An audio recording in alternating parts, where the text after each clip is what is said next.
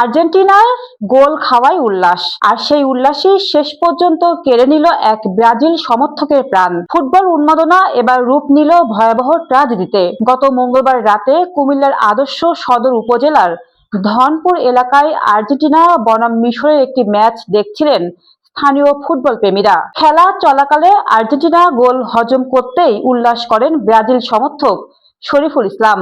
অভিযোগ, এরপর তিনি আর্জেন্টিনা সমর্থকদের উদ্দেশ্যে কটাক্ষ ট্রল করতে থাকেন।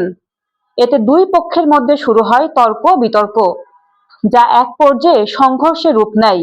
অভিযোগ অনুযায়ী কয়েকজন উত্তেজিত ব্যক্তি শরীফুলকে মারধর করেন। গুরুতর আহত অবস্থায় হাসপাতালে নেওয়া হলে চিকিৎসক তাকে মৃত ঘোষণা করেন। পুলিশ জানিয়েছে, মরদেহ ময়নাতদন্তের জন্য মর্গে পাঠানো হয়েছে এবং ঘটনার তদন্ত চলছে। ফুটবল আনন্দের খেলা, কিন্তু সমর্থনের উন্মাদনা যদি প্রাণহানির কারণ হয় তবে তা আমাদের সবার জন্য উদ্বেগের। এই ঘটনায় আপনার মতামত কি? কমেন্টে জানান।